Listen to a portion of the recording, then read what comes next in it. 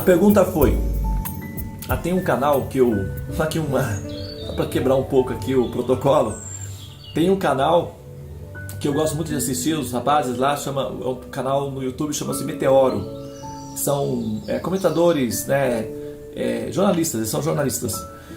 E ele começa assim, a manchete a manchete é... E ele tem um jeitinho de fazer assim com a cabeça, que eu não sei se é um tique dele, mas ele fica bem charmoso. A manchete é... Então me lembrei disso daí. A pergunta qual foi, né, o obstáculo mais... Né, Ivana? Não é isso? Qual foi o obstáculo mais difícil, né? Desculpa. Qual foi o maior desafio interno que você teve que superar na sua jornada espiritual para chegar ao ponto de compreensão e conhecimento que você chegou hoje? Muito bem. Olha, apesar de ter nascido num berço espiritual, a minha mãe era um mestre espiritual, ela é uma mulher religiosa, piedosa, e né, assim, hiper focada na intenção dela de me transformar num sacerdote, e ela queria que eu fosse um padre, na verdade. Cheguei a estudar inclusive num seminário de padres, mas a minha tendência ao ateísmo, não no sentido da negação, não no sentido da, sabe, eu não diria arrogância, mas da insistência no ateísmo, mas sim a sedução ao ateísmo devido à ausência de respostas objetivas, né? Então, o ateísmo talvez tenha sido o aspecto mais difícil de ser digerido, né, na minha caminhada, nos passos que eu dei aí em busca do meu entendimento. Inclusive, eu, às vezes, né, algumas pessoas às vezes até ficam assim, acham isso estranho quando eu falo, mas francamente, sinceramente falando, assim, com todo respeito às diferentes, né, instituições, religiões, etc., sem o conhecimento védico, no meu caso, especificamente no meu caso, os argumentos acerca de Deus que existem em mim, que fazem parte da minha inteligência, que é parte da minha constituição intelectual, são muito difíceis de serem derrotados. As religiões normais, chamadas tradicionais, elas infelizmente não possuem respostas suficientes para me convencer acerca de Deus. Então, quando eu me deparei com o conhecimento védico, eu era uma pessoa dividida entre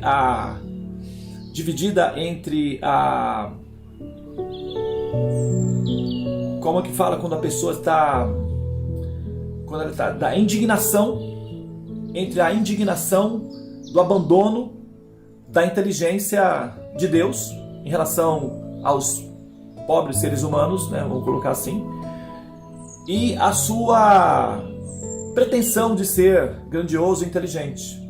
Então eu questionava muito essa posição em que nós, almas, não tínhamos acesso às informações corretas ou informações simples acerca da existência de Deus. Então isso me deixava um pouco insatisfeito com a existência de Deus, de tal maneira que me parecia ser muito mais digno não considerar a existência de Deus que considerar a existência de Deus do ponto de vista filosófico, pelo seguinte motivo. É dito que entre amigos não há segredos, né? Não sei se vocês já ouviram essa expressão. Você já ouviu essa expressão, Ivana? Entre amigos não há segredos? Sim, muitas vezes. Não é? É dito que entre os amigos revelam os segredos entre si, né? Não há segredos. Então, eu partia do princípio de que uma pergunta simples, básica, a motivação pelo qual Deus haveria de criar almas, né? Por quê? Para que criá-las? E depois, para que criar o mundo nas condições em que ele foi criado? e juntar essas duas coisas e manter-se à distância de tudo isso. Por que uma pessoa faria isso? Então, assim, se há um motivo que justifique isso ser feito, então deveria ser explicado, deveria estar na pauta, não deveria ser um mistério, porque entre amigos não há mistério. Então, se os representantes de Deus, que teoricamente são os amigos de Deus, ou que são queridos para Deus, são privados dessa informação, então das duas umas, ou é uma relação de amizade esquizofrênica, em que apenas uma das partes se considera amiga, e a outra parte simplesmente negligencia essa amizade, que é um relacionamento patológico de amizade, ou então não há Deus, porque a ausência de respostas identifica duas possibilidades: ou não há Deus, e se houver, é um ser minimamente patológico para deixar os seus amigos ao abandono da angústia da existência, como ele o faz. Então, me parecia ser muito mais coerente do ponto de vista da dignidade da existência rejeitar a existência de Deus que aceitar ser relacionado com uma pessoa cuja tendência psicológica era questionável do ponto de vista patológico, de alguém que saboreava o sadismo de deixar os seus amigos, dependentes, queridos, em abandono e angústia existencial e manter-se numa distância absoluta, inatingível, intocável e em estado de, vamos dizer, de completude e de êxtase. Me parecia ser sádico. Então, transitar entre a ideia de que essa pessoa, Deus, poderia ser um sádico, um ser patologicamente rastreável ou condenável do ponto de vista do seu modus operandi psicológico, e despertar amor por esse ser era algo que para mim me parecia completamente impossível. Então eu não tinha como fazer isso daí, porque o meu posicionamento não era de alguém que poderia amar um ser que eu desconfiava ser um ser patologicamente questionável. Se houvesse esse ser, então o modus operandi desse ser demonstrava haver aí uma patologia, um sadismo. E esse sadismo era algo que me incomodava muito, porque um professor, por exemplo, né, eu estudei no ciclo, eu me formei no magistério. Inicialmente seria para dar aulas para crianças, não é? Depois eu fui migrando, e aí, mas a minha formação original é no magistério. A gente aprende, né, que como professor, como orientadores, mestres, nós temos que buscar as alternativas para responder as perguntas dos alunos. Caso a gente não saiba, nós temos que pesquisar para dar uma resposta e não deixar os alunos sem resposta alguma, porque isso cria uma desconfiança no aluno, no professor e no sistema de educação como um todo. E nós éramos responsáveis por transmitir na base o sentimento de segurança no sistema de educação. Então a gente sempre tinha que encontrar uma solução, uma resposta. Então, se nós, seres humanos, temos essa ética mínima de correspondência em relação às crianças que são dependentes de nós, por que esse método não seria observado por Deus, caso houvesse Deus? Por que nós deveríamos ficar sem respostas e simplesmente viver a angústia existencial dos mistérios inatingíveis, dos mistérios insondáveis, da nossa infinita incapacidade de compreender esse ser e viver simplesmente uma aposta de futuro inatingível? Então isso me incomodava muito, e por conta disso eu basicamente me definia como ateu, né? Não exatamente como alguém que tinha chegado ao ponto absoluto de negar a existência de Deus, mas alguém que estava brigando ali com a ideia de Deus nas condições em que elas eram apresentadas para mim. Não conseguia aceitar essa condição de Deus. Para mim, me parecia a tentativa de amar um ser que psicologicamente eu poderia definir como menos capacitado que eu do ponto de vista psicológico, porque eu não faria isso com os meus alunos. eu não faria o que ele faz com os meus alunos. Portanto, me parecia eu ser moralmente superior em termos de compaixão que o próprio Deus que estava sendo me apresentado. Por isso, as condições para amar a Deus me pareciam muito, assim, insatisfatórias. Então essa talvez tenha sido a minha maior dificuldade para fazer essa transição e assumir a possibilidade de que essa experiência de amor fosse possível.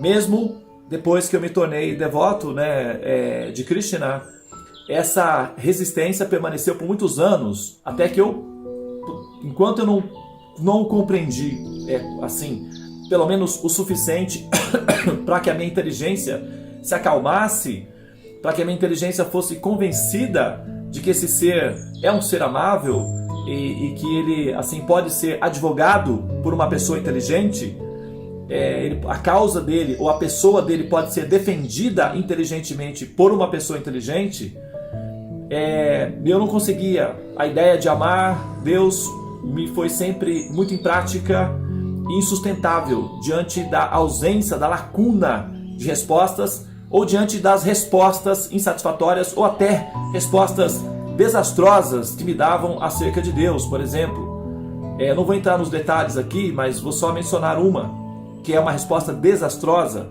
A ideia de que Deus criou o mundo e colocou a alma aí dentro para que ela evoluísse. Parece uma coisa meio, correta, parece uma coisa aparentemente normal, essa afirmação, não é? Mas essa afirmação, na verdade, ela esconde uma denúncia que praticamente, quando ela é assim revelada, a denúncia que essa afirmação esconde é basicamente a afirmação de que esse ser é sádico.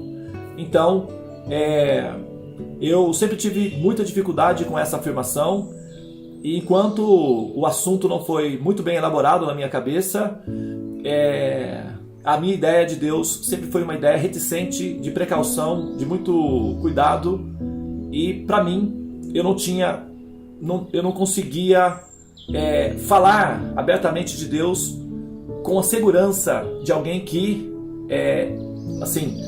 tinha aí uma relação honesta e limpa com Deus. Isso para mim foi o ponto mais difícil.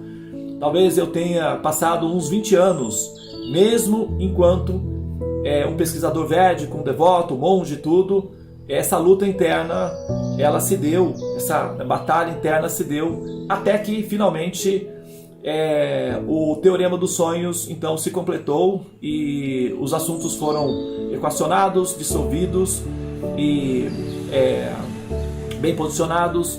Então, finalmente, eu consegui, de coração aberto, admirar a existência de Deus, apreciando a sua natureza, a sua inteligência, e então passei a sentir a experiência de amor a Deus. Mas até então, não. Assim, foi uma relação honesta. A minha relação com Deus sempre foi honesta. Olha, eu sinto muito, mas amar você não dá. Tudo bem, eu vou te respeitar, porque afinal de contas caso você seja um ser real, você é poderoso, você é inteligente, você, do meu ponto de vista, é perigoso. Então eu vou te adorar, porque isso te acalma. Mas amar é outra coisa, eu sinto muito, não tem nada a ver, são coisas diferentes. Então eu vou te respeitar, vou seguir as suas orientações, vou te servir de acordo com o seu desejo, porque afinal de contas, na minha condição de menor, dependente da sua, da sua calma, então eu inteligentemente te servirei com inteligência. Mas se você me pedir amor, eu vou oferecer o que é possível, mas sinto muito, não é algo que eu possa oferecer o que eu não tenho. Não tenho amor, eu tenho ressalva em relação aos seus modus operandi. A sua forma de fazer as coisas me deixa entender que você tem uma natureza perigosa. Então eu te respeito, mas amor eu sinto muito. Não é o caso, eu não tenho. Isso sempre foi muito honesto da minha parte para com Deus. E esse assunto só foi transcendido quando o Teorema dos Sonhos, que é um tema que nós estamos elaborando, né, aí, se completou na minha pesquisa. E, bom, a minha inteligência então ficou satisfeita com a conclusão, e a resposta me deu uma dimensão de respeito, encantamento, amor, sabe, êxtase na compreensão de Deus. Então, eu estou muito feliz com o resultado final.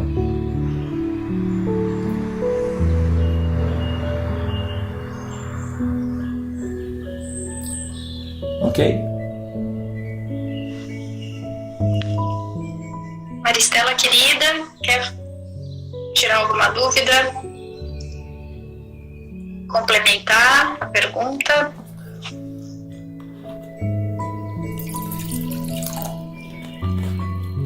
Nesse... Bom, pode falar. Agora sim. Não, grata, eu acho que foi muito rico, muito enriquecedor, muito completa a sua fala, a sua resposta. Gratidão.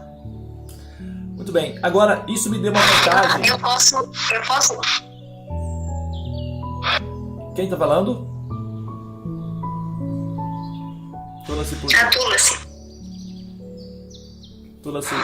Eu posso abrir aqui um parêntese para fazer um convite às pessoas que estão aqui presentes. Nós temos um grupo que é Teorema dos Sonhos e nós vamos recomeçar os estudos. Né? Futuramente a gente vai fazer um convite lá nos buscadores, se vocês tiverem interesse também de estudar conosco, está lançado aí o convite. Para aqueles que querem... Para aqueles que querem aprender a apreciar a inteligência e a compaixão do Criador e despertar amor, o Teorema dos Sonhos é a porta de entrada real, tá?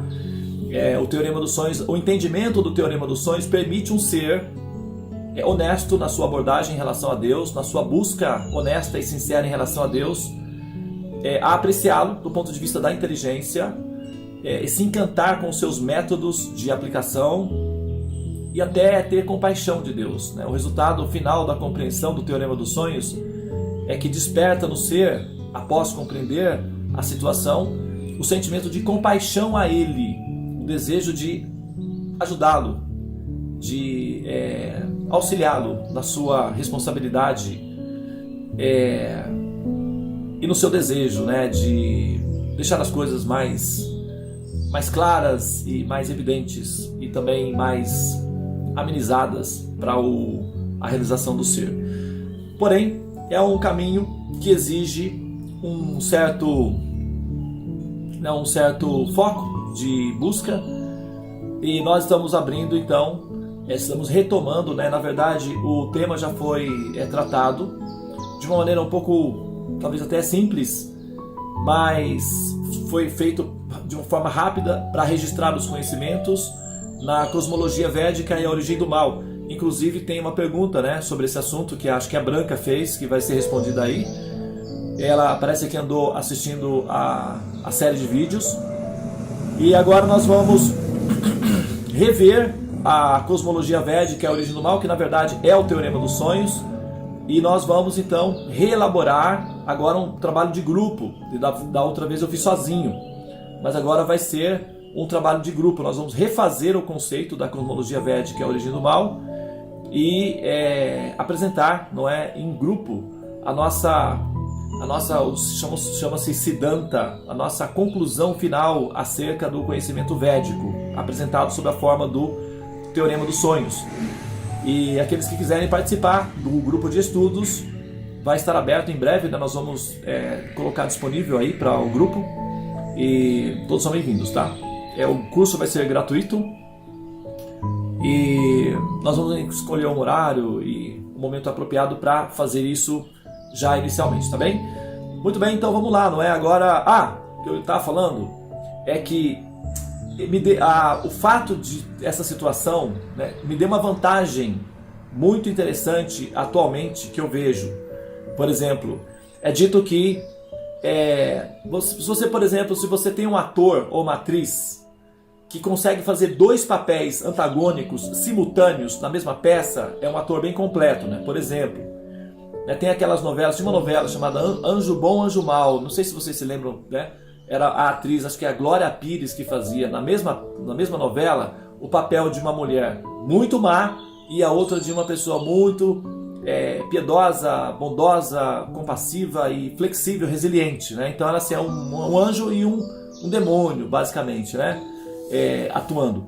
e ela conseguia fazer os dois papéis simultaneamente. Eu me lembro de uma outra peça de um ator, não me lembro o nome dele, mas ele fazia vários papéis numa única peça, e ele também, numa única novela, e ele também tinha essa prerrogativa de fazer dois personagens completamente diferentes no mesmo ponto. Bom, acontece que atores completos conseguem fazer dramas e comédias. Eles conseguem fazer as pessoas chorarem e as pessoas rirem. Esses são atores completos. O ator, quando ele não é muito completo, ele pode ser bom, mas ele não é muito completo. Então ele é especialista em drama, ou ele é especialista em comédia, e ele não é muito bom. Se ele é muito bom na comédia, ele não é muito bom no drama. Então tem esses casos também de atores muito bons, mas que não são tão completos. E tem o caso de atores muito bons e completos. Então uma coisa boa pode ficar ainda melhor, né? E uma coisa melhor pode ficar perfeita. Então eu pude entender que o pensador, né, o filósofo, o pensador completo, que não conseguir ser simultaneamente um ateu convicto e ao mesmo tempo um amante de Deus, na mesma realidade, ele não é um pensador completo, tá? E essa foi a conclusão que eu cheguei depois de ter experimentado as duas realidades. Então, no meu caso específico, se for tirado de mim a conclusão védica, os conhecimentos védicos, então eu sou um ateu com convicções bem enraizadas e capaz, inclusive, de abalar significativamente a fé de qualquer ateísta, com base nos conhecimentos que ele tem. Inclusive, no nosso próprio grupo de estudos, que foi uma tentativa de um protótipo de fazer a análise do Teorema dos Sonhos em grupo, eu levantei uma pergunta que teve uma das meninas que ficou tão confusa com a pergunta, se assustou e saiu do grupo, porque ela sentiu que a fé dela estaria sendo abalada com aquela pergunta, né? E isso é algo que, inclusive, me traz problemas de vez em quando, porque quando eu coloco algumas perguntas em termos dos debates, as pessoas, eventualmente, né, religiosos que não estão muito bem elaborados, eles entendem que as minhas perguntas são arrogantes ou são demoníacas, será alguma coisa assim. E acabam não conseguindo acompanhar o raciocínio e acabam me julgando e tal, etc. Mas a questão é que a pessoa que não for capaz de ser um ateu bem estabelecido, com convicções ateístas difíceis de serem derrotadas, e ao mesmo tempo que não puder também ser um amante encantado em êxtase com Deus, não é um ser completo, não é um pensador completo. Então, nos debates ateus, por exemplo, eu me sinto muito à vontade entre ateus, porque eu entendo a cabeça deles e me relaciono com eles e até concordo com eles em muitos pontos, com a diferença de que eu também posso amar a Deus, eles não podem. Então essa é a diferença entre nós, essa é uma grande vantagem para mim. Agora, essa vantagem é que é devido ao conhecimento védico. Então essa vantagem que eu tenho não é uma vantagem minha, uma conquista minha, é uma dádiva em função da relação com os conhecimentos védicos. E os conhecimentos, quando eu falo os conhecimentos védicos, eu estou falando daquele conhecimento védico específico, Vaishnava, que é a conclusão védica do Vaishnava. Não é a conclusão védica dos sábios genéricos que acabam se fundindo na luz, que tem aí uma certa limitação de compreensão. É boa, mas não é tão completa. Então, eu estou falando especificamente da conclusão védica Vaishnava. Então, a conclusão védica dos Vaishnavas me permite a experiência do êxtase de amar a Deus. E fora essa conclusão védica dos Vaishnavas, então eu posso me definir como ateu, puramente ateu. Mas, felizmente, o conhecimento védico Vaishnava é superior à minha inteligência. E ao mesmo tempo nós estamos lidando com uma pessoa que é superior à minha inteligência, que é a pessoa suprema, e portanto o diálogo fica satisfatório, já que os argumentos são bem assim apresentados. É dito que diante de uma grande afirmação deve haver uma grande explicação. O universo é uma grande afirmação, então a explicação para isso tudo tem que ser coerente, não pode ser simplesmente mitológica. Então, lidar com as mitologias da religião sempre foi para mim uma situação muito constrangedora e difícil, bem assim, desagradável num certo sentido, porque me parecia uma tentativa de ilusão, mas os conhecimentos védicos, filosóficos, Vaishnavas me deu essa prerrogativa, essa vantagem de ser entre os ateus um ateu e entre os homens piedosos um devoto dedicado ao Senhor Supremo. Mas os devotos piedosos dedicados ao Senhor Supremo, eventualmente eles têm dificuldade de entender os ateus e os atacam sem entender exatamente o que está acontecendo na cabeça deles, e eles cometem alguns erros ao lidar com os ateus. Já os ateus, eles não têm a condição de experimentar a natureza da transcendência, da devoção e do amor a Deus, e portanto eles ficam limitados nas suas abordagens e são pensadores incompletos. Então eu me sinto numa certa vantagem nesse sentido, e acho que posso usar essa vantagem para o benefício de proteger os piedosos, que é a missão do Senhor Supremo, né? Proteger os piedosos e, eventualmente orientar os chamados, patifes que se metem aí a serem os donos da verdade. Mas então é isso aí, tá? Vamos lá.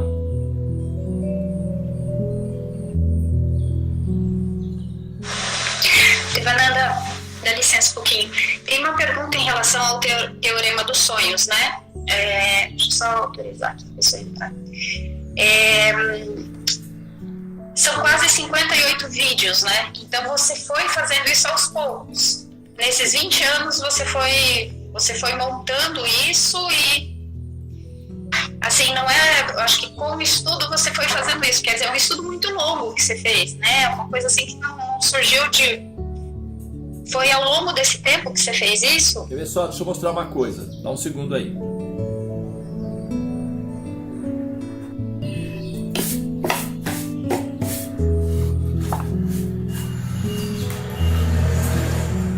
Essa daqui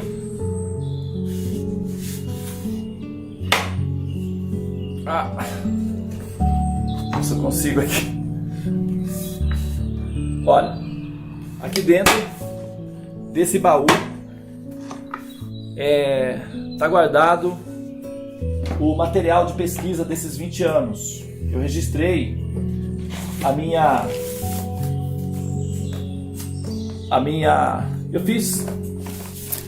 eu cheguei a fazer num determinado momento um teorema matemático para explicar a pesquisa, né? Transformei numa fórmula matemática o contexto. Foi bem interessante, mas então eu tenho aqui, por exemplo, esse caderno aqui, tá vendo? Olha só, esse caderno aqui, esse óculos aqui só dá pra longe.